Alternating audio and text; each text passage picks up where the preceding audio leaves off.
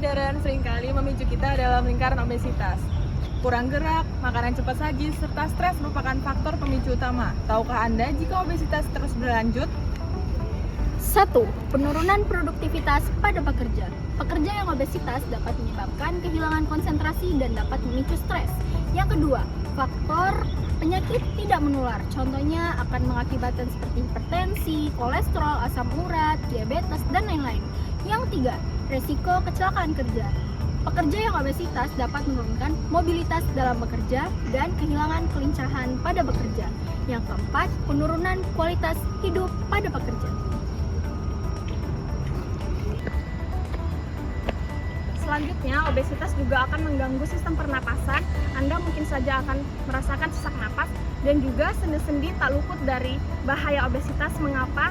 Karena beban berlebihan dari tubuh akan mengalami pengausan atau kerusakan tulang rawan dan juga akan menyebabkan radang sendi dan nyeri sendi. Jangan lupakan dampak psikologisnya. Obesitas dapat memicu rasa rendah diri, rasa cemas dan juga depresi. Stigma sosial dan akibat kesulitan beraktivitas dapat menambah beban mental. Kesehatan adalah investasi terbaik. Jaga berat dan ideal, hindari obesitas yang berkelanjutan, dan nikmati hidup yang lebih berkualitas. Pernah dengar gak sih slogan 4 sehat 5 sempurna? Nah itu ternyata udah gak dipakai lagi loh dari tahun 2014. Nah sekarang udah diganti menjadi pedoman gizi seimbang.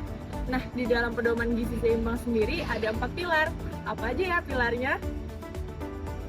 Pilar pertama, makan beragam jenis makanan.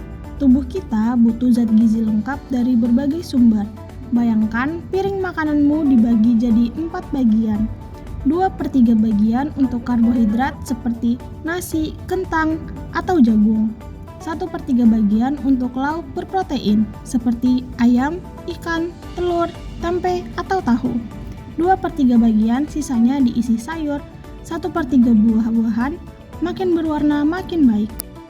Pilar kedua, pola hidup bersih dan sehat. Salah satunya dengan rajin cuci tangan pakai sabun, cuci tangan sebelum makan, setelah buang air, dan setelah menyentuh benda kotor. Sehat dimulai dari tangan yang bersih. Pilar ketiga, aktif bergerak setiap hari. Olahraga itu nggak harus berat, asal rutin. Lakukan aktivitas fisik minimal 30 menit dalam sehari, 5 kali seminggu. Contohnya seperti jalan santai, jogging, senam, badminton. Gerak bikin tubuh bugar, pikiran segar, dan metabolisme lancar. Pilar keempat, pemantauan berat badan dan status gizi. Cek berat badan dan status gizi secara berkala. Kunci utama, seimbang antara makan, gerak, dan istirahat. Apakah kamu sering merasa pegal, nyeri punggung, atau leher kaku setelah bekerja seharian? Bisa jadi penyebabnya adalah posisi duduk yang salah. Duduk terlalu membungkuk tanpa sandaran punggung atau posisi layar monitor yang tidak sejajar dengan pandangan mata adalah contoh posisi duduk yang tidak ergonomis. Lama-kelamaan, kebiasaan ini bisa menyebabkan gangguan otot dan tulang belakang, bahkan bisa mengganggu produktivitas kerja. Lalu bagaimana sih posisi duduk yang benar?